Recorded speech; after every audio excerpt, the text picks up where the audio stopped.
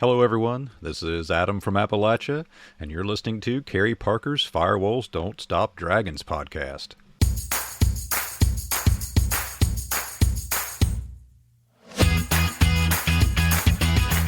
Hello, everybody. Welcome back to Firewalls Don't Stop Dragons. I'm your host, Kerry Parker. Today we have episode 227 for July 5th, 2021, and so in the U.S. at least, I hope you enjoyed your long 4th of July weekend. And honestly, I really hope that there were no wildfires started due to fireworks or something this weekend. Of course, I'm recording this before the weekend is over, so I don't know if there's been any crazy news stories about that yet. But I have got my fingers crossed. It is really nasty out west here in the U.S.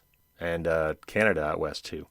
So today we've got a news show for you. Lots of stories to catch you up on. And fortunately, almost none of them are good. And most of them are cybersecurity problems. So stay tuned because high likelihood that one of these will affect you. Before we get into that, I just wanted to say a very sincere thank you to all of the new patrons that have joined up.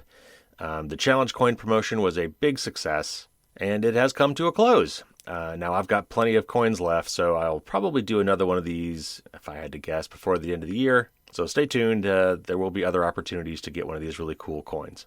But I also just want to take a moment to say that I really feel like I'm, finally kind of building a community here. It's just been great to see the new patrons come in, and I really enjoy interacting with everybody on Discord, finally getting some give and take with my audience. And frankly, it's inspiring me to do even more cool stuff, not just with my patrons, but with the podcast in general. And I'll talk about a specific thing I'm going to try doing, which I have never done before for the podcast, that should be a lot of fun, but is going to be kind of crazy. And I'll tell you about that at the end of today's show. But we've got a lot of news to get through first. So first of all, I want to talk about yet another LinkedIn, technically not really a data breach, but it may as well be one. Basically, 92% of all LinkedIn's users' data has been posted online. Now, most of this data is supposedly public, but some of it definitely probably is not. We'll delve into that and let you know what to expect there. There was a really interesting iPhone Wi-Fi hack that basically rendered your iPhone's Wi-Fi completely unusable, but it probably didn't affect you, but it's still kind of interesting to talk about. And then we'll talk about up to, 30 million Dell devices, that would be computers and laptops, are at risk from a really nasty BIOS attack. And I'll tell you how you can mitigate your risk there. And then if you happen to be an owner of a Western Digital MyBook Live NAS device, network attached storage, or fancy name for a file server, if you happen to have one of these, you may have had a very rude awakening last week where you woke up to find that your device had been completely wiped clean. We'll talk about what happened there and what you can do about it, though. Honestly, if you really were affected by that, you're probably not a whole lot you can do. Nevertheless, Western Digital is offering a little bit of mitigation for you. Then we're going to talk about the Revil ransomware gang. They've got another attack that has hit many different companies using a supply chain attack. And then we're going to talk about a Microsoft printer server vulnerability that's really nasty and how you can protect yourself from that. Russian hackers are still at it and will always be at it, and they are trying to brute force passwords on a bunch of different networks, hundreds according to this article. And then we'll talk about a warning about another kind of a supply chain hack for some software from ThruTech that is making a lot of security cameras, including, baby monitors and things like that, vulnerable to attack. And finally, we're going to have a little bit of promising news about potentially squelching some robocalls and a new law that basically just went into effect here in the U.S. and what that might mean for you. And that will lead into our tip of the week. So, lots to cover. Let's get started.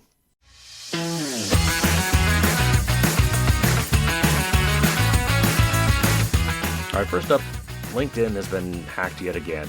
And they're going to claim, of course, that they weren't hacked, and we'll talk about what that means here as I read this article. But basically, 700 million LinkedIn profiles were shared on the dark web that includes a lot of very personal details. And apparently that's about 92% of all LinkedIn users. So if you use LinkedIn, chances are you've been affected by this. But it may not be quite as bad as it sounds. It's still not good. I'm not going to lie. But let me read this article from CPO Magazine. And CPO in this sense is Chief Privacy Officer. It's really actually a great magazine. I got hooked up to it when I got my privacy certification. Anyway, here's the article.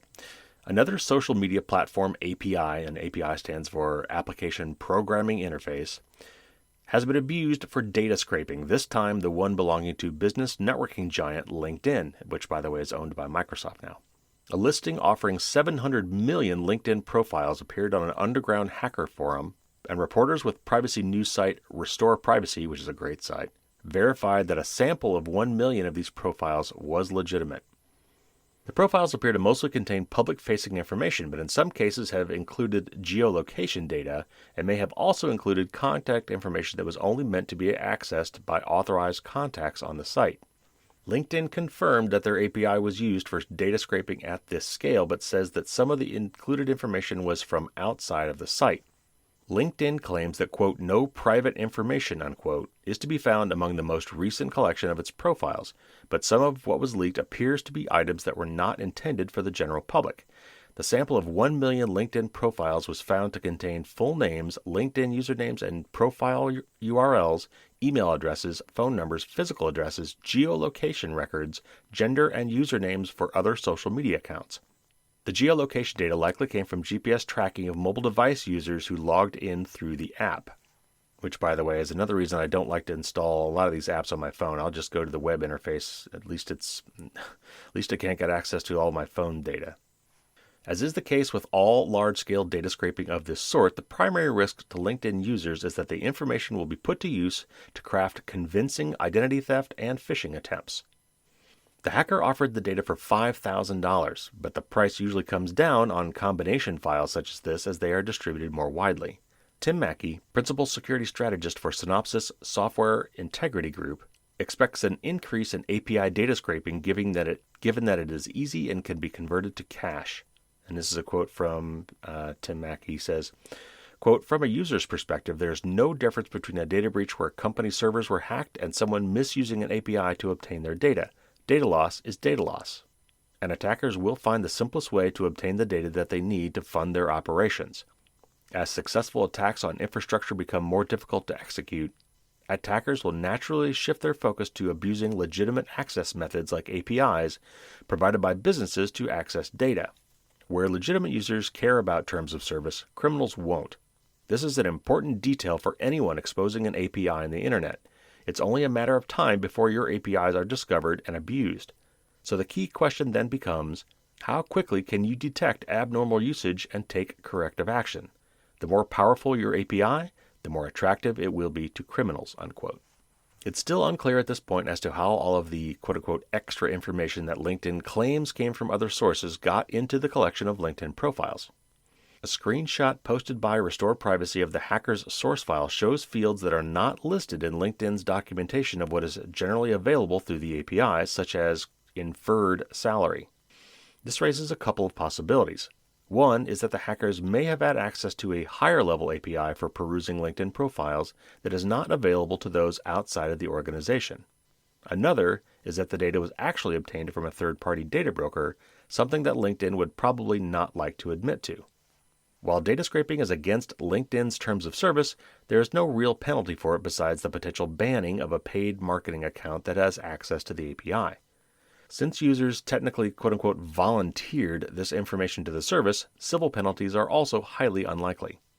The incident creates an added need to be vigilant against scam and social engineering attempts for those who trusted LinkedIn with their personal information. The most serious information included in the breach is likely going to be the geolocation data, which Tom's Guide found sometimes referred to specific residential houses. And Tom's Guide is another great online publication. Okay, so there's more to this article than that, but that certainly gives you the general gist. And, as I like to say, the only data that can't be stolen is data that doesn't exist. And ideally, data that never existed. But you can take it into your own hands to go and delete data, and hopefully it will eventually disappear from the earth and will not be able to be hacked or scraped or whatever. Now, I would suggest, like you do with every single social media service that you interact with, or any service, honestly, that allows you to do this, like Google, Facebook, etc., that you, every so often, go and download all of your data. Because of GDPR and the EU, many of these companies now have to have a way for you to get access to your data. Now, it's not always in a very friendly format for you, but at least you can get this data. And if you're at all worried about the LinkedIn stuff, you should go and get your data. Now, it's not clear that all of this data that's available to you directly is also in these profiles that were leaked on the web, but I would assume that that is certainly possible. Now, I went and got my data, and I'll tell you how to get yours as well. And it's actually very simple. Just log into your LinkedIn account and go to your settings, and then right there, it should be very obvious that there's a link for get a copy of your data. Now, this will take a couple days. I got mine in 2 chunks. They sent me, within 24 hours, I got a link for like all my basic information. And then about 24 hours later, I got another link for everything. And for me, it's not a whole lot. I mean, I do use LinkedIn, but I don't use it a ton. And I do have some privacy settings turned on that probably prevented it from capturing some data. But it basically had everything. It had everything I'd pretty much ever posted to LinkedIn. In some cases, it was only the current information, like what's available on my profile right now. Some of it was, things I've done in the past, like messages that I've sent and received, likes that I've given to articles, people that I followed, people that followed me, and so on and so on. Personally, the one that I found most interesting was one that they called inferences. And this is basically, I'm surprised they shared this, but it's things that they have inferred about me. And it wasn't that long. I actually have 2 LinkedIn accounts, one from my old life as a software developer and one for the business. And I looked at both of them. And it's got some interesting inferences about me, several of which were just wrong. Like in one of them, it thought I was a recruiter. And with every one of these inferences, by the way, it has a description of where it thinks it may have gotten this. Like this one says, based on factors such as your experience and profile headline. Now, I don't know why they thought that made me a recruiter, but they were wrong. I'm not a recruiter. Here are some other ones that they have in here, and these are like titles. So one is career stability, and the description for that is employee with consistency in industry, company, job title, and other factors. So apparently I have a stable career. That's pretty factual. It says I'm a job seeker, which I think somewhere I checked the box saying that I was open to getting offers. Now, the one for the business says I'm at the early stage of my career, which is totally wrong, but maybe just based on how recently I created the account. I don't know. It lists me as unemployed, which I guess technically is true. It says I'm a people leader. Also says I'm a student, which in this case just means that I've taken some online classes. It says I'm a sales professional. That's not really true. It says I'm a human resources professional. Also not true. It says I'm a small or medium-sized business owner. Yeah, that's true. It calls me a senior leader, which seems to sort of contradict the early stage of career thing. It lists that I am in growth stage of career, which, I suppose may be technically true for the business. It also says I have a likelihood to be a marketer. I suppose that's true. I'm trying to market my business anyway. And so that was the business profile. And there were some other ones on my personal profile that a lot of them were similar. Even then, it said I was a recruiter and a student, and I was at the growth stage of my career and unemployed, which I guess that is true. It calls me a sales professional, which I'm not. Anyway, not sure where they're getting those inferences, but they're using those inferences to send me articles that they think I might be interested in and referring me to other people that might be interested in me. And they got a lot of that stuff wrong. So anyway, I thought that was interesting. And you might find that interesting as well. So it's always good to go look and see what they have on you, especially when they actually tell you what they're inferring about you, which I would think a lot of them don't do. I bet that's only a minor part of what LinkedIn has inferred about me. But anyway, all right, let's move on. All right, next up, short article here about a really clever hack on an iPhone based on a Wi-Fi SSID. And this is from the Hacker News. A wireless network naming bug has been discovered in Apple's iOS operating system that effectively disables an iPhone's ability to connect to a Wi-Fi network. The issue was spotted by security researcher Carl Shu, who found that the phone's Wi-Fi functionality gets permanently disabled after joining a Wi-Fi network with the unusual name %P, %S, %S, %S, %S, %N, even after rebooting the phone or changing the network's name. In other words, switching to a different Wi-Fi network, or trying to. The bug could have serious implications in that bad actors could exploit the issue to plant fraudulent Wi-Fi hotspots with the name in question and break the device's wireless networking features. The issue stems from a string formatting bug, and I'll explain that in a minute, in the manner iOS parses that SSID input, triggering a denial of service in the process, according to a short analysis published on Saturday, and it gives the name of the security researcher, which I would just butcher. While the issue isn't reproducible on Android devices, iPhones that have been affected by the problem would need to have their iOS network security settings reset by going to Settings, General, Reset Network Settings, and confirm the action. So you probably have not been bitten by this, but I thought it was interesting, and it just goes to show how many different ways we can be hacked. And in this case, it probably wouldn't have caused, vulnerability of your data or anything like that, but it would render your device unusable if you tried to connect to this really weird Wi-Fi network. Probably if you saw a name like that, you would think that's weird and you wouldn't even try to connect to it. But I said I would explain the string formatting thing.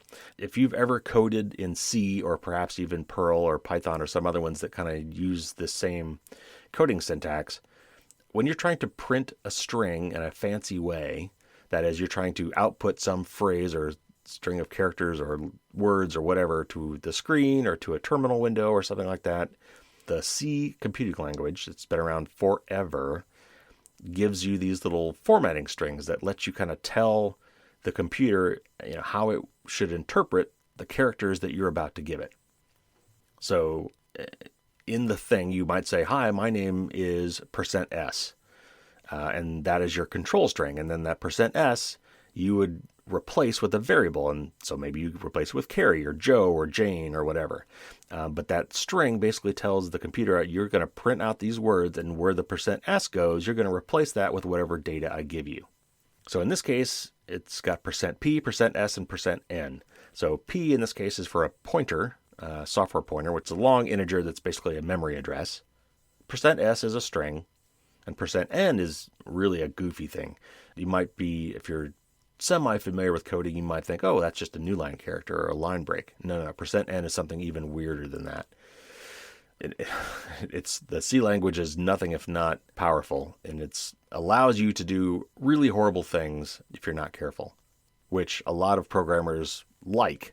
But man, it could get you in serious trouble if you're not careful. Anyway, that's what all these percents were about. And so basically this guy figured out that if he named his Wi-Fi network with this weird string, that some interpreter inside Apple's iPhone Wi-Fi code didn't handle that properly and went off into the weeds and got all messed up. How this guy thought to do this, I can't imagine. But he did. We found it, and I'm sure Apple's going to get that fixed right away. And in the meantime, if you see any Wi-Fi networks like that, don't join them. All right, next up. This is an article from ThreatPost about a pretty nasty bug in Dell computers. A high-severity series of 4 vulnerabilities can allow remote adversaries to gain arbitrary code execution in the pre-boot environment on Dell devices, researchers said.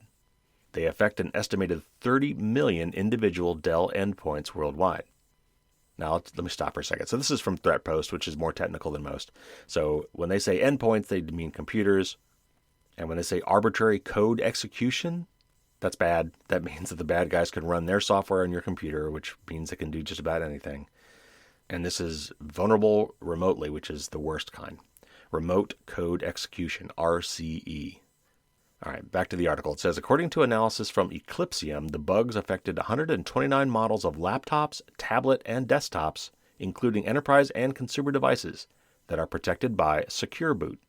Secure Boot is a security standard aimed at making sure that a device boots using only software that is trusted by the device's original equipment manufacturer, or OEM, to prevent rogue takeovers. Well, they obviously messed this one up.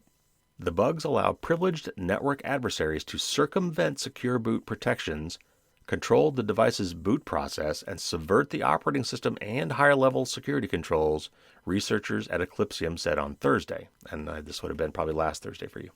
Maybe 2 Thursdays to go. They carry a cumulative CVSS score of 8.3 out of 10.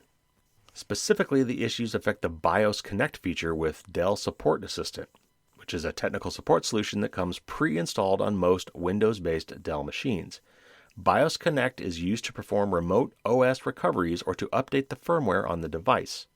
And this is a quote from one of the researchers. It says, quote, Technology vendors of all types are increasingly implementing over-the-air update processes to make it as easy as possible for their customers to keep their firmware up to date and recover from system failures. And while this is a valuable option, any vulnerabilities in these processes, such as those we've seen here in Dell's BIOS Connect, can have serious consequences, unquote. The report noted that the specific vulnerabilities allow an attacker to remotely exploit the UEFI firmware of a host and gain control over the most privileged code on the device. Any attack scenario would require an attacker to be able to redirect the victim's traffic, such as via a man-in-the-middle attack, something that's not much of a barrier, researchers said, and I'll circle back to that in a minute. The groundwork effort to carry out an attack is likely a positive trade-off for cybercriminals, given that a successful compromise of the BIOS of a device would allow attackers to establish ongoing persistence while controlling the highest privileges on the device. This is because they would control the process of loading the host operating system and would be able to disable protections in order to remain undetected, the report noted. Dell has now pushed out patches for BIOS for all the affected systems. For details, refer to its advisory. And if you go to the show notes and find the link to this article, you'll find the link to that advisory. And this is another quote from Eclipsium. The rep says, quote, "It is advisable to run the BIOS update executable from the OS after manually checking the hashes against those published by Dell, rather than relying on BIOS Connect to apply BIOS updates," unquote.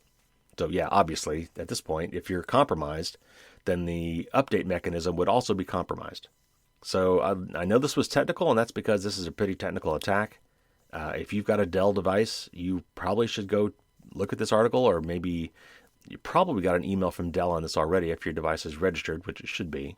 But yeah, I mean, at this point, if you've got a Dell that has a secure boot feature and has BIOS Connect, if you really want to be sure, then you should probably download the BIOS update and install it manually through the operating system instead of relying on the automatic update to do it. And make sure you've got the right version. And it's mentioned here that you should check the hashes. This is unfortunately not something that's just easy to describe how to do. You need to find a tool that will calculate the hash of the right sort. And basically what that's doing is it's kind of getting a fingerprint for the download. And so you need to make sure that you get this from an official Dell site. That site should list the fingerprint value, the hash value for that software. You'll need to download it. You'll need to find a way to verify the hash and double check that they are the same, and then you need to install it. And I know that that just went over the heads of a lot of you. I'm sorry for that. But again, you might want to find a link to this article if you've got a Dell laptop or computer that uses Secure Boot, and make sure that you've got the latest version of your BIOS installed. Again, check the show notes for a link to this article, and from there you can jump off to all these other ones I've been mentioning. Oh, and I did want to mention real quick. So these researchers basically said that it's not that hard to do a man-in-the-middle attack. That's not true. Sure, if you're the NSA, the CIA, China, Russia, or a big-time hacker group, you could probably make this work if it's a focused attack. This is not something you're going to just generally be able to do on everybody who owns a Dell. So somebody would have to be probably targeting you or your company specifically to try to pull this off. So when it says that it's quote-unquote not much of a barrier, this is from heavy-duty security researchers who would know how to do this. But generally speaking today, it's not trivial to do. Certainly not, in a broad spectrum way. It would have to be targeting you or your company specifically.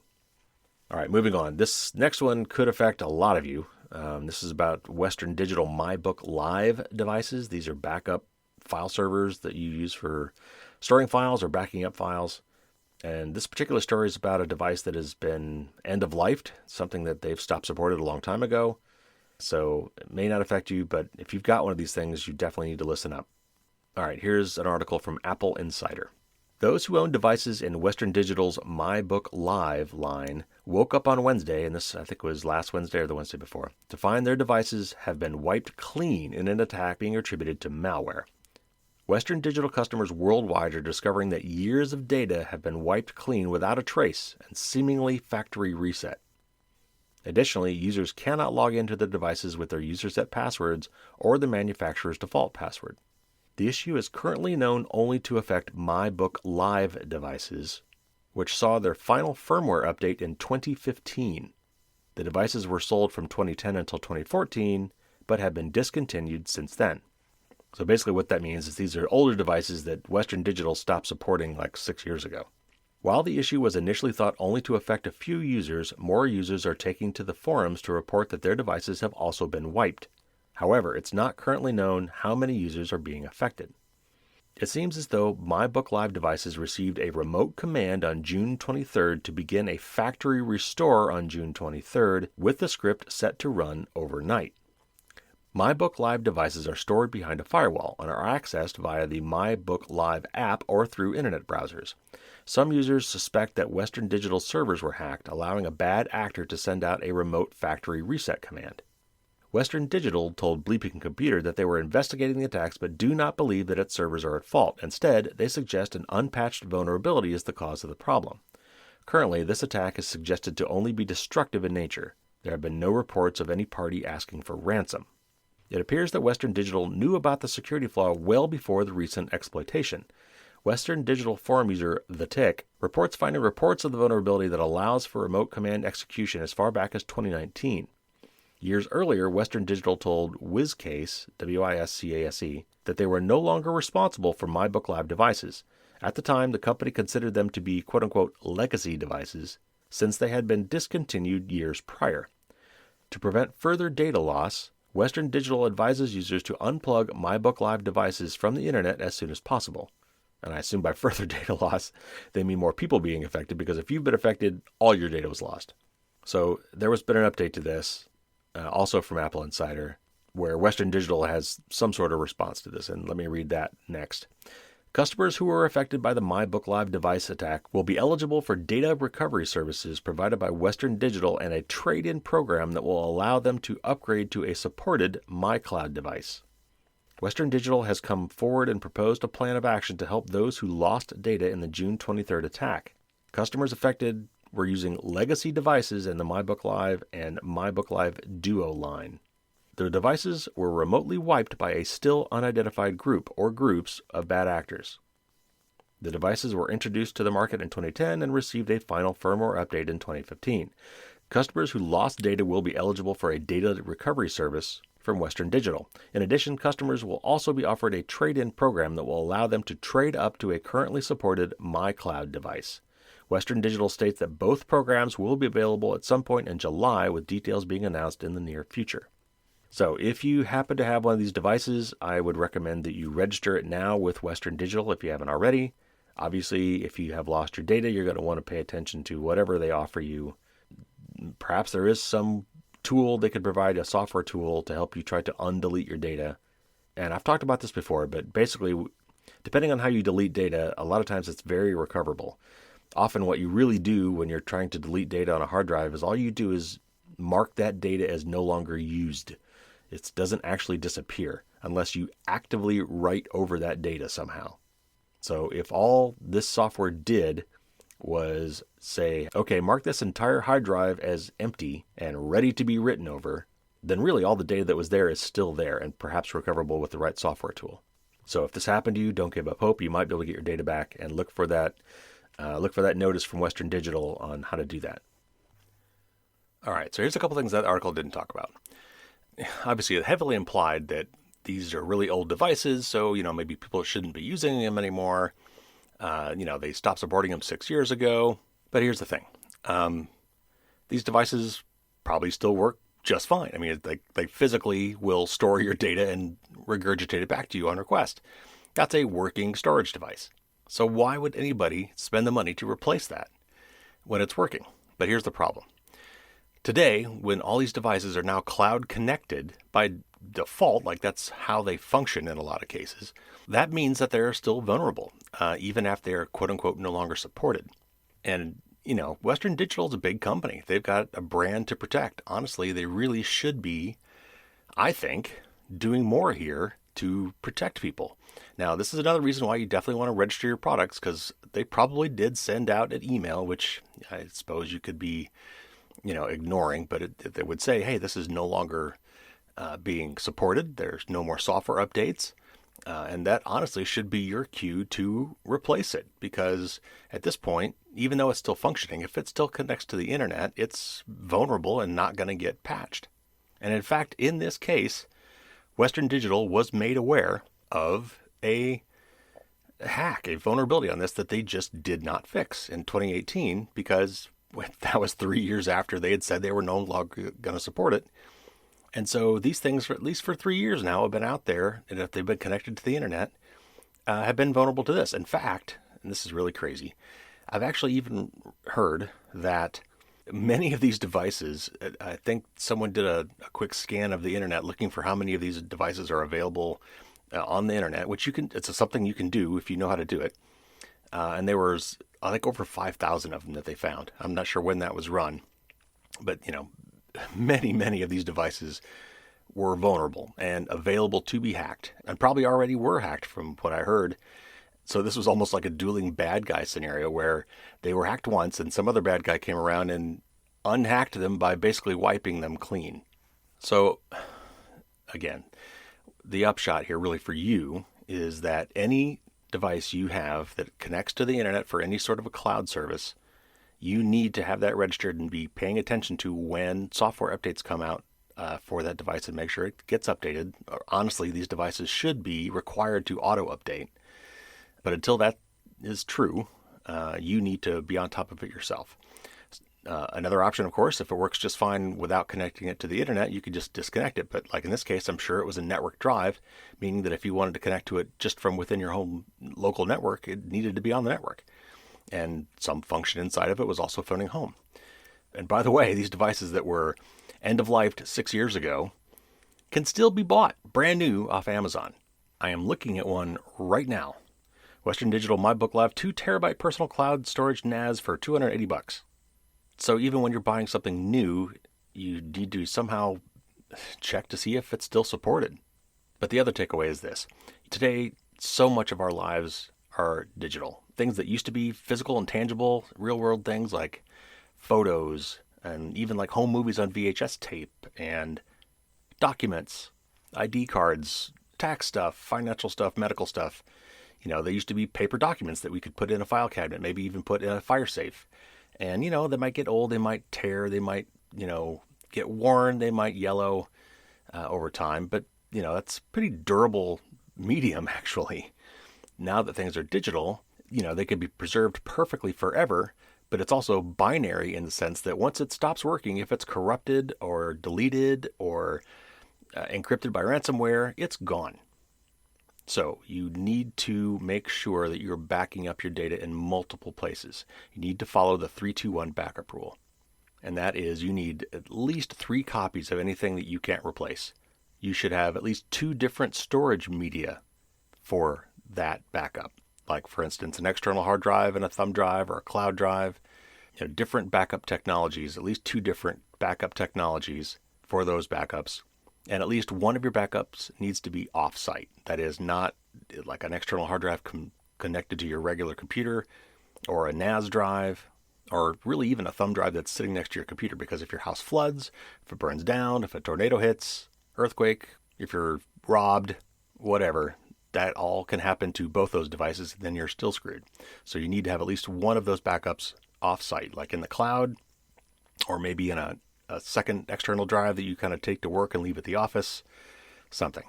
I just did a blog article on this and a newsletter article on this. You can go to my website to read more up on that. Or if you are already a newsletter subscriber, you've already gotten that info.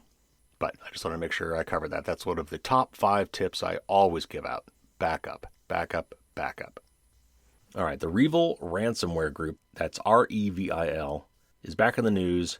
And this is an article from Bleeping Computer about maybe up to 200 companies that have been affected by this supply chain attack.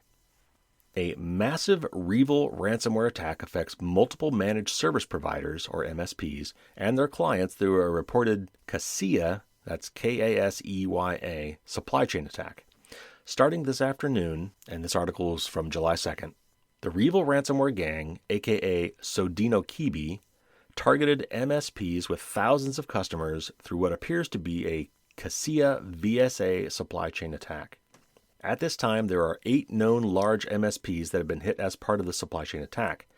Kaseya VSA is a cloud-based MSP platform that allows providers to perform patch management and client monitoring for their customers. Huntress Labs' John Hammond has told Bleeping Computer that all of the affected MSPs are using Cassia VSA, and that they have proof that their customers are being encrypted as well. And this is a quote from Hammond. He says, quote, "We have 3 Huntress partners that are impacted with roughly 200 businesses encrypted," unquote. Cassia issued a security advisory on their help desk site warning all VSA customers to immediately shut down their VSA server to prevent the attack spreading while investigating. In a statement to Bleeping Computer, Cassia stated that they have shut down their SaaS, or Software as a Service, servers and are working with other security firms to investigate the incident. Most large-scale ransomware attacks are conducted late at night over the weekend when there is less staff to monitor the network. As this attack happened midday on a Friday, the threat actors likely planned the time to coincide with the July 4th weekend in the USA, where it is common for staff to have a shorter workday before the holidays. A sample of the REvil ransomware used in one of these attacks has been shared with Bleeping Computer. However, it is unknown if this is a sample used for every victim or if each MSP received its own ransom demand. The ransomware gang is demanding $5 million ransom to receive a decryptor from one of the samples. While REvil is known to steal data while deploying the ransomware and encrypting devices, it is unknown if the attackers exfiltrated any files. MSPs are a high-value target for ransomware gangs as they offer an easy channel to infecting many companies through a single breach. Yet the attacks require intimate knowledge about the MSPs and the software they use. All right, so again, that was just part of the article. MSPs are something that has come up before. Basically, these managed service providers are software companies that offer their services to other ones. And you'll see this a lot with schools, doctors' offices, and other businesses that have very specific software needs but don't have the resources to employ a full IT department to handle, installing and updating all these software services. So they often farm that out to these MSPs who do it for them. So that's why you really want to go up the supply chain. You want to attack the MSPs because then all of a sudden you get access to all of their customers. And we are seeing this happen more and more with these ransomware gangs. Okay, more fun stuff coming up next. Microsoft has another security threat, and this one's being called Print Nightmare. This is from a Lifehacker article that tells you how to avoid it, but it also, along the way, explains what happened. So let me just read this article. Microsoft warns of a potentially major zero-day security flaw in Windows print spooler code. While Microsoft has not identified the severity of the vulnerability, dubbed Print Nightmare, it sounds pretty bad. The company says outside users could exploit Print Nightmare to gain elevated administrator privileges and execute code remotely. In other words, it's an open invitation for hackers to gain control of a PC and install malware, ransomware, steal or destroy important data, and more, without requiring physical access to the computer. Real black hat stuff. Privacy Nightmare affects the Windows print spooler in all versions of Windows, including the versions installed on personal computers, enterprise networks, Windows servers, and domain controllers. Worse, print spooler is already being actively exploited by hackers due to a fumbled proof-of-concept attack. Security researchers at Sangfor discovered the Print Nightmare exploit along with several other zero-day flaws in the Windows print spooler services. The group created POC exploits, and that's proof of concept, as part of an upcoming presentation on the flaws. I wonder if that's going to be at DEF CON or Black Hat. The researchers believed the vulnerabilities were already patched and published them on GitHub. So while Microsoft had, in fact, patched some of the zero-day print spooler vulnerabilities in a recent security update, Print Nightmare remains unpatched. While Sangfar's original Print Nightmare POC is no longer on GitHub, the project was replicated before it could be taken down. In other words, a bunch of people downloaded that code, so it's out there. Microsoft says it's working on a patch to fix the Print Nightmare flaw, but there's evidence the POC exploit has been used. Businesses and enterprise users are the most vulnerable to the exploit, but general users could be at risk too. Microsoft is urging users to disable the Windows print spooler service on their PCs. Network administrators can disable and restore Windows print spooler and remote printing with a group policy, but general users will need to turn it off using PowerShell commands, which will safeguard your PC against any Print Nightmare threats. Okay, and this is where Lifehacker tells you how to do this. So if you've got a Windows machine, you very seriously might want to do this. So first, use the taskbar or Windows Start menu to search for PowerShell. That's PowerShell, all one word. Right-click on PowerShell and select Run as Administrator. And if you've got your Windows device set up properly, you are not running as administrator normally, so you're going to have to give it administrator credentials to get past that point. In the PowerShell prompt, run the following command to disable Windows Print Spooler. And every one of these words is capitalized. Stop-service space dash name space spooler space dash force. And then run this command to prevent Windows from re-enabling print spooler services at startup. And again, every one of these is capitalized. Set-service space dash name space spooler space dash startup type space disabled. Keep your Windows print spooler services disabled until Microsoft Patch is available and installed on your PC sometime in the near future. Once it's safely patched, you can re-enable the print spooler services in PowerShell using the set service-name spooler, startup type, automatic, and start service. Anyway, you'll have to look this up. So it's really hard to give these commands verbally. But if you, again, go to the show notes and find the link to this article, all this information is there. Now, I'm guessing, I've got a Windows machine, but I never print from it. So I'm guessing if you do this, that means you probably can't print anything until this is done. But this sounds pretty serious, so if I were you, and I would do this until this gets fixed. All right, next up, and this is a story from Wired. It's about Fancy Bear, which is a fun name, but it's basically a Russian hacking group that is trying to brute force their way into multiple different accounts. So let me read this story from Wired. The discovery of Russia's devastating SolarWinds spy campaign put the spotlight on the sophisticated supply chain hacking techniques of Moscow's foreign intelligence hackers. But now it's apparent that throughout the SolarWinds spying and its fallout, another group of Kremlin hackers has kept up their usual daily grind, using basic but often effective techniques to pry open practically any vulnerable network they find across the U.S. and the global internet. On Thursday, the NSA, the FBI, and the Department of Homeland Security's Cybersecurity and Infrastructure Security Agency, or CISA, and the UK's National Cybersecurity Centre issued a joint advisory warning of hundreds of attempted brute force hacker intrusions around the world, all carried out by Unit 26165 of Russia's GRU military intelligence agency, also widely known as Fancy Bear, or APT-28. And APT stands for Advanced Persistent Threat. The hacking campaign has targeted a broad swath of organizations, including government and military agencies, defense contractors, political parties and consultancies, logistics companies, energy firms, universities, law firms, and media companies. In other words, practically every sector of interest on the internet. The hacking campaign has used relatively basic techniques against those targets, guessing usernames and passwords en masse to gain initial access.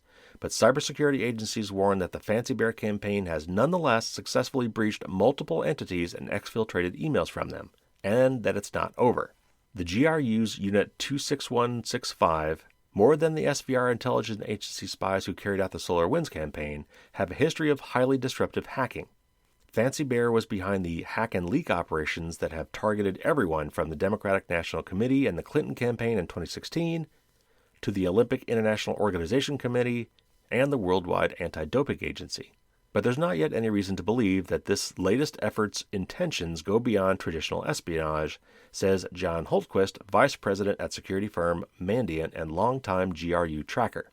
The inclusion of energy sector targets in that hacking campaign raises an extra red flag, especially given that another GRU hacking team, Sandworm, remains the only hackers ever to trigger actual blackouts, sabotaging Ukrainian electric utilities in 2015 and 2016. The Department of Energy separately warned in early 2020 that hackers had targeted a U.S. energy entity just before Christmas in 2019. And this is a quote from Holtquist. He says, quote, "I'm always concerned when I see GRU in the energy space. It's important to remember Russia is a petrostate. They have a massive interest in the energy sector. That's going to be part of their intelligence collection requirements," unquote. In the wake of a meeting between U.S. President Joe Biden and Russian President Vladimir Putin at a summit in Geneva, held partly to diffuse tensions over Russia's SolarWinds espionage campaign, the latest news of Russian hacking might appear to be a slap in the face to the U.S. diplomatic efforts. After all, Biden laid out for Putin 16 areas of U.S. critical infrastructure that he designated as off-limits for any hacking operation, including the energy sector. But it remains unclear which, if any, of those particularly sensitive infrastructure targets the GRU's mass brute force campaign might have penetrated, or if any occurred after the summit rather than prior to it. Regardless, Mandiant's John Holtquist argues no meeting between Biden and Putin or any other diplomatic measure will ever be able to stop the eternal cat and mouse game of espionage. And another quote from Holquist, he says, quote, "Does this mean that things have already broken down with Russia? No, there's nothing we could ever do to get Moscow to stop spying. It's just not going to happen. We will always live in a world where the Russians are collecting intelligence, and that will always include a cyber capability," unquote. And I'll just follow it by saying that there's nothing that's ever going to stop the U.S. from doing the exact same thing. We do this too. Espionage is something that all countries do. Some of us are just better than others. And yeah, I said us. We do this too. So the real difference is when you go from collecting information to actually using that information in some nefarious way, which we do that too. So our best approach here, as always, should be defense. All right, let's move on. A couple more stories here. And yet another vulnerability in a consumer product. So this is from ZDNet. CISA, which I just mentioned in the last article, which is the Cybersecurity and Infrastructure Security Agency in the United States, has released a new ICS advisory about a vulnerability found in a widely used ThruTech tool that gives attackers access to audio and video feeds as well as other sensitive information. On top of the potential for data and video leakage, the company admitted that the vulnerability allows hackers not just to spoof a device, but hijack a device's certificate. CISA gave the vulnerability a score of 9.1 out of 10 on the CVSS Vulnerability Severity Scale. ThruTech software components are used broadly by security camera and smart device vendors. Their tools are incorporated into millions of connected devices ranging from IP cameras to baby and pet monitoring cameras, as well as robotic and battery devices. It is also an integral part of the supply chain for multiple original equipment manufacturers of consumer-grade security cameras and IoT devices. Security company Nozomi Network Labs discovered the vulnerability in ThruTech's P2P or peer-to-peer SDK or software development kit and sent a notice about it to ThruTech.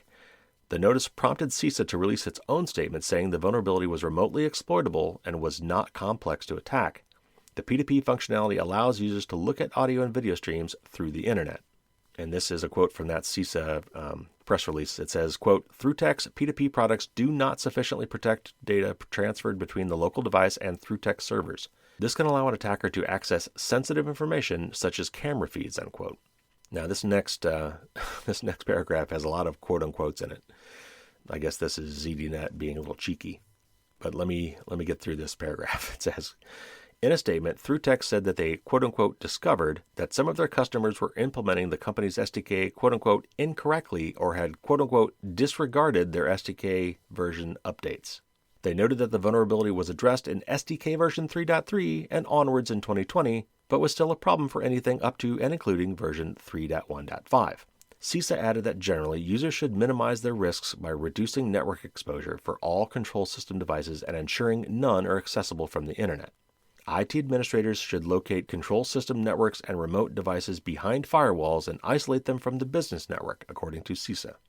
P2P component flaws have long been cited as one of the gravest risks to the use of IoT devices. In 2019, a vulnerability with iLink P2P left more than 2 million IoT devices at risk of compromise. So again, this was expurgated. It's bits and pieces of a longer article. But another basically supply chain attack. A lot of these devices use this ThruTech software tool to somehow administer or configure or access these cloud functionalities of these devices, and they screwed it up.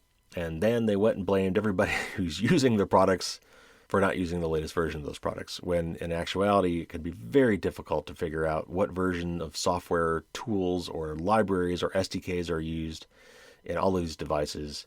And actually file that note away, because I'll be coming back to that subject in the outro for today's show, because I've got a really cool interview coming up about that exact topic.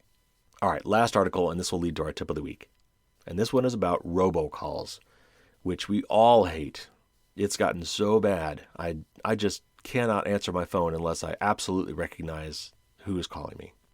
And because I've given my home phone number, what used to be my old landline number and is now a VoIP number through Vonage, because I've given that out to so many companies and basically anybody who required a phone number, I just never answer my home phone. I've actually turned the ringer off. I get transcribed voicemails from Vonage, and if they leave a voicemail, I can at least read it and immediately decide if I want to go back and listen to that or not. And I'm sure a lot of you are in the exact same boat. It has just gotten so bad. So anyway, this article, these actually a couple articles here from CNET. talks about why things might be getting better and also what you can do to help to stop these robocalls. All right, so from CNET, it says, a big deadline in the fight to beat back those annoying robocalls is here. As of today, and this was written on June 30th, every major voice provider in the U.S., including phone companies AT&T, Verizon, and T-Mobile, and cable provider Comcast, will need to implement a technology called stir/shaken, designed to curb the tide of spam calls. That's good news for everyone whose phone has been jangling with bogus phone calls involving health-related scams, expiring car warranties, and fake banks offering non-existent interest rate discounts for credit cards. For years, the scourge of illegal robocalls has plagued the public. It's the number one consumer complaint and a top priority at the Federal Communications Commission, or the FCC. U.S. consumers have received just under 22 billion robocalls in the first 5 months of the year, on pace to hit over 52 billion robocalls for the year, according to UMail, a company specializing in blocking robocalls. Robocalls use automated dialers and recorded messages. To be fair, not all robocalls are bad or annoying. Some businesses and public entities use robocalls to communicate important information. For example, your pharmacy may use an automated message to tell you your prescription is ready to be picked up, or your kid's school may be alerting you to a snow day. These are legitimate robocalls, and they require that consumers sign up to receive them. Then there are the illegal robocallers. Because robocalls are cheap to make, they've been exploited by scammers all over the world, who use them to defraud billions of dollars from Americans every year, and I'm sure this is not just an American problem. The problem has gotten so bad that many of us don't answer the phone when it rings, especially if it's an unfamiliar number on the caller ID. All too often, scammers disguise their phone numbers to trick people into answering. An end to these annoying and costly calls could be on the horizon thanks to the implementation of stir/shaken, which will require voice providers to verify where calls are coming from. That's where the FCC's June 30th deadline comes in. To help you get a handle on that and other efforts to stamp out robocalls, CNET has put together this FAQ. And I've removed some of the questions and just provided the answers here. STIR stands for Secure Telephone Identity Revisited, and SHAKEN stands for Signature-Based Handling of Asserted Information Using Tokens. Now, obviously, this is what we call a retronym. Someone kind of figured out what letters they sort of wanted to use and then created the acronym word first and then came up with some nonsense words to kind of make an English acronym out of that. The U.S. government in particular loves to do that. Okay, so STIR is the technical protocol and SHAKEN is the framework by which calls could be tracked in the new robocall mitigation database. The way it works is that STIR/SHAKEN technology ensures that calls traveling through phone networks have their caller ID signed as legitimate by originating characters and validated by other carriers before the call reaches you. In short, the technology authenticates a phone call's origin and makes certain the information on the caller ID matches. Spoofing is when callers disguise their identity by deliberately falsifying the information transmitted to your caller ID display. Scammers do this to make calls less easily traceable. Also, by using so-called neighbor spoofing, which makes it appear as though the number is a local one that you may already know or trust, scammers try to trick you into picking up a call. So, if you've noticed that you get these strange phone calls from numbers that are very close to your own, that's why. In the U.S., most phone numbers are 10 digits long, which is an area code, an office code, and a station number. And very often you'll find that the number is supposedly from your area code and often from the same office code to make it look like it's kind of coming from your neighborhood somewhere. Maybe you're thinking, oh, this is a neighbor calling me or some local business. It's not. Under the Truth in Caller ID Act, the FCC's rules prohibit any person or entity from transmitting misleading or inaccurate caller ID information with the intent to defraud, cause harm, or wrongfully obtain anything of value. And this is a key thing here. It says, spoofing isn't illegal if there's no intent to cause harm. Illegal spoofers can face fines of up to $10,000 per violation of the law. Spoofing that's intended to hide identity can be permitted under certain circumstances. For example, law enforcement agencies working on cases, victims of domestic violence, or doctors wishing to discuss private medical matters may all be exempt from these rules. The TRACED Act, which again is another tortured retronym, which stands for Telephone Robocall Abuse, Criminal Enforcement and Deterrence, was signed into law in December 2019 by President Donald Trump. It basically makes compliance with the STIR/SHAKEN technology mandatory for all voice service providers. The law directed the FCC to come up with rules to require voice providers to implement the technology within 18 months. Does this mean that we'll see a huge drop in robocalls come July 1st? That's the hope. But sadly, it probably won't be the reality. For one thing, some carriers have already implemented Stir and Shaken, so the deadline won't necessarily mark a hard switchover for most phone companies. It's a technology and framework they've been implementing and deploying for a while. The second reason is that scammers are always coming up with new ways to make illegal robocalls. The sad truth is that making these calls is cheap and scamming people is lucrative. And here's a quote from FCC Commissioner Brendan Carr, who said, quote, "It ends up being a game of whack-a-mole, so the long-term solution is still difficult. We'll see how much progress we can make," unquote. So the other problem here is that a lot of these robocalls start from someplace outside of the countries where these laws are in effect. So if a robocall is actually started outside the U.S. in some country that doesn't care about you spoofing your caller ID and then gets routed through the U.S., my guess is that these Stir and Shaken fancy technologies will be completely moot. All they'll really be able to do in that case is say that we cannot verify this number, which honestly may be enough. I mean, certainly if I get, caller ID that says this number can't be verified and then gives some random number, that tells me not to answer that phone call. So that brings us to the tip of the week on how to avoid robocalls, which is still not a cut and dried science. And I got a lot of this from, I think it was Lifehacker. So I'm actually going to just read this article and just make comments as I go through. And this is written from the first person, so just realize that when I'm reading, I did this or I said that or whatever in this article, it's not me saying this. I will try to call attention to that where I think it's important. All right, so first of all, the FCC, the U.S.'s Federal Communication Commission, has some steps that they recommend for avoiding robocalls. You're probably familiar with these, but nevertheless, let me rattle through them because I think it's good to know. So first, don't answer calls from blocked or unknown numbers. Again, that's something that I think we've all just done. That's certainly something I do. Don't answer calls from numbers you don't recognize. Same thing. Don't assume an incoming call is really from a local number just because it looks like it is. Okay, so again, the bottom line here is that caller ID can be totally spoofed. Whoever's calling you has total control over what that number is. And the only hope we have now is that our phone companies are looking at that number and can at least tell us whether or not they can verify that that is the actual calling number or not. All right, now these next ones are interesting, and you may not have heard these before. Again, this is still part of the list from the FCC. It says, don't respond to any questions that can be answered with a yes. And that goes, I think, with this next one. It says, if you do answer a call and hear a recording such as, hello, can you hear me? Just hang up. Because obviously the answer to that question would be yes. If someone calls you and claims to be with XYZ company, hang up and call the company yourself. Use the company's website to find an official number. The same goes for a call where you're asked to press a number before being connected to a representative. When you answer a call and interact with a voice prompt or by pressing a number, it lets spammers know your number is real. They can then sell your number to another company or begin targeting your number more frequently. It's not really mentioned here, but I think another problem with some of these things is these robocalls is we're certainly getting to the point where if they can get your recorded voice to say enough things, and they can certainly prompt you in ways to get you to say words and phonemes that they would find valuable, such that they can, if they get enough of samples of your voice talking, they can then turn that around and have you say whatever they want you to say. And they could certainly find clever uses for that to use against you.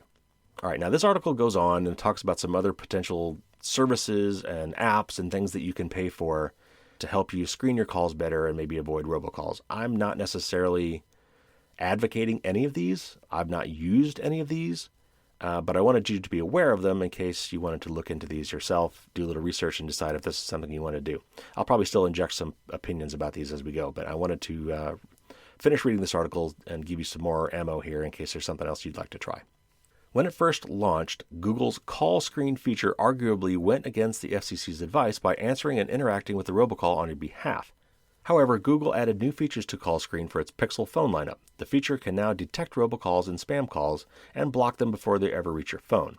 Google Assistant will interact with the caller, and if it determines that the call is legitimate, it will route the call to your phone. So basically, this is like a phone version of a CAPTCHA.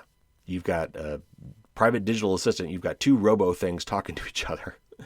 And the one in Google case here is actually trying to act on your behalf to make sure that whoever's calling you is a real person or whatever. I'd be very interested to see how a Google Assistant actually handles a robocall. Like, can it actually somehow verify that a robocall is legit? Anyway, moving on. Apple's iOS 13 added the option to silence unknown callers, which adds the option to route calls from numbers not found in your contacts, mail, or messages straight to voicemail. Any legitimate callers can leave a message. But that's the rub. We often receive important calls from numbers we don't store on our phones, like a doctor's office or a repairman. So you could miss important calls this way. But if all else fails and you're desperate to stop robocalls, this is a valid option. So I do use this technique sometimes myself as well, but the way I use it is as follows. I make sure that anybody I'm expecting a phone call from or a callback from, I have taken the number and put it into my contacts with a valid name, so that my doctor or repairman or the pharmacy or wherever I'm getting a phone call from, hopefully they'll use the number that they have published to call from, and then that will show up as something I know. Now, I have seen where some businesses' phone systems, because, they've got 20, 100 employees or whatever, when they place calls out from their number, sometimes the outgoing caller ID is actually their direct line, which if I know it, great, I can put that in my contacts. Sometimes it's kind of a random number, like they are assigned a bank of phone numbers, and they don't actually even know what number is going to be selected to be shown as their calling number when they call you. So in that case, this method doesn't work. All right, back to the article. If you find yourself receiving a lot of spam text messages, you can forward the message to the number 7726, which if you look at your phone, texting number conversion, that spells the word spam. It won't stop the number from texting you right away, but it will allow your carrier to look into where it came from and put an end to it. Because whenever you send a text message, it goes through your carrier, AT&T, Verizon, Orange, O2, whoever your carrier is. And so then it would be up to your phone carrier, cell phone carrier, to act on that. And hopefully if it gets enough people doing that, it will realize that's a spammer and start blocking it for everybody. All right, now here's a part of the article that I kind of cut out. And if you really want to look this up, you can. Just look at the show notes and go to this article. And it says, all 4 major wireless carriers offer some sort of call blocking feature. All have a free option and a premium tier. But let's be honest, all robocall blocking services should be free. This shouldn't be a way for carriers to make some money off of us. And I will just say a quick amen to that. So anyway, they go through the U.S. carriers in this list, AT&T, Sprint, T-Mobile, Verizon, and you can look into that if you want. I don't think I would personally go that route, but if you're desperate, you might check that out. All right, so skipping that detail from the article and moving on, it says, if your provider doesn't offer an app or a service to cut back on robocalls, or does but it's too expensive, there are plenty of third-party apps available. You might want to find an app that works on your device, offers automatic call blocking and spam alerts for suspicious calls, and makes it easy to report a number if a call slips through. So again, it's going to talk about, I think, 3 different apps here. I don't specifically recommend any of these, but if you want to do a little further research, here's some you might check out. Hiya, that's spelled Hiya, is a free app I have used on Android and iOS for some time now with success. It's from the same company that powers AT&T's Call Protect app, as well as Samsung's built-in call block and spam protection service. Samsung Galaxy owners can enable the built-in service in the phone app under Settings, Call ID, and Spam Protection. Setup is painless, and it offers an easy way to report a number. Nomorobo, that's Nomorobo, is the service that Verizon uses for its Fios users, but it also has a phone app. The service is free for VoIP users and costs $2 a month for mobile users. Additional services with similar capabilities include Umail and RoboKiller. And then finally, the Firewall app is also available on the iPhone and does a fantastic job of blocking calls. In the event you need to make a call that you'd rather not use your real number for, the $4 a month subscription provides unlimited single-use fake phone numbers. So that is a really interesting option, and I wish there was more of this. And we're going to talk about another one here that's free. Well, like anything, Google can be free. That you might use, but it's, sometimes it's kind of like having a fake email address or using Apple's relay services or Firefox's relay services, where you can create these kind of junk emails that route to your real email and hide your real email address. We need this now for phone numbers too. Your phone number is arguably better than your social security number or whatever your local government ID number is, because you can port it always. Whenever you change services, you can just take your number with you, and you don't want to have to tell everybody your new phone number. So we just stick to it. And so that number has become a very big identifier for marketers and bad guys. So I will say this firewall app, I'm surprised Apple even allows it, because from what I read briefly on this, it actually takes the place of your phone app. So you would get full access to your contacts. It would receive and place all your phone calls. I'm actually shocked that Apple even allows an app like that to exist. But honestly, what I really want is I want Apple to build this functionality into their phone app, and I wish Google would do the same. All right, anyway, speaking of Google, there's one more option here that this article talks about. Another option is to sign up for a free Google Voice phone number that you can use to sign up for things instead of giving out your real number. And once the robocalls start coming in on that Google Voice number, use the block feature.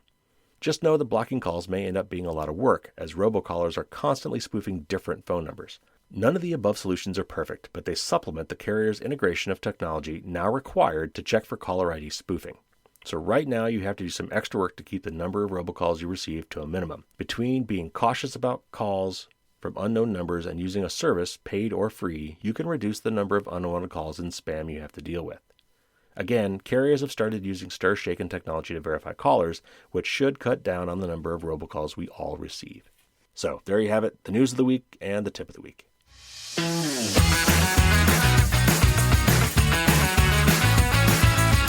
All right, everybody, thanks for tuning in again. Subscribe if you have not already. That way you'll make sure you don't miss an episode. I have not gotten any new reviews for the podcast in a long time. I would love to get some of those. So if you have a moment, please go to iTunes. It's probably the best place to do it. And leave a nice review for the podcast. I need fresh ones all the time, too. So even if I get some now, I need more in the future. So as I said, I'm going to start trying to just do back and forth between news and interviews and have all the interviews be in a single show instead of splitting them up in two. We'll see how that goes. But I want to get on a schedule that kind of lines up with the newsletter and the blog as well for the tip of the week. I don't always use the same thing, but I often do. So because I did 2 interviews in a row, I am now going to be doing 2 news shows in a row. So we'll have another news show for you next week, and then we'll get into the back and forth between interviews and news. I've got a really cool interview next week. I kind of alluded to this earlier. It's from Alan Friedman, and we're going to be talking about software bill of materials, SBOM. And I'm sure you're already glazing over thinking, what is that? That does not sound fun. But it's actually crucial technology, and it's something that could make a huge difference in all of our lives in terms of security and even for privacy. So that's going to be very interesting. You don't want to miss that. And then in the future, I just recorded some really great interviews, one with Johnny Ryan, who's from Ireland, and he's part of a group that is suing a lot of data brokers over real-time bidding, which is basically a massive data breach technology because it shares tons of very personal information on all of us every day, constantly. That was a really, really interesting interview. And then after that, also another very interesting interview in a different way, a really cool cybersecurity technology called Morpheus, where I talked to Professor Todd Austin from the University of Michigan, whose group is doing some really, really cool cutting-edge security work on computer processors. And that's going to be a technical interview, but you're going to want to listen to that one too. And don't worry, we'll explain all the terms. But this is exactly the kind of thing that we need to be doing to really shut down a lot of these horrible software vulnerabilities. And then, right about the same time, I will be going to DEF CON, which is one of the largest hacking conferences on the planet. It is back in person again this year. I'm going for my very first time. It'll be in Las Vegas in early August. And I have never done this before, but I am going to try to actually record the podcast from the conference. But I'm not going to try doing it live. We'll see how this goes first, and then maybe in the future I might kick it up a notch and try that. But what I'm going to be doing is basically I'm bringing some portable recording equipment with me, and I'm going to be recording various pieces of my experience at the DEF CON conference, including, if I'm lucky, a really killer interview. But I thought it'd be really kind of fun for you guys to kind of vicariously follow with me along at the show. And the show ends on Sunday, right before the podcast. So what I'm hoping to do, and we'll see if this works, I'm going to try to record it as I go, edit it locally there on my laptop, and post it for everybody to have on that Monday. Now, remains to be seen if I can pull that off. But even if I can't pull that off, I will post it very soon after I get back. So anyway, that's going to be a lot of fun. And of course, I will also be getting all sorts of really cool extra bonus content from DEF CON that I'll be sharing with patrons. And every one of those interviews I just mentioned also has great bonus content too, all of which will be going out to the patrons. Oh, and I was going to mention this too. Patreon actually offers a way for me to have a private podcast. It's a link that you click on with your podcast app that you subscribe to like any other podcast, except this one is private just for you and only for patrons.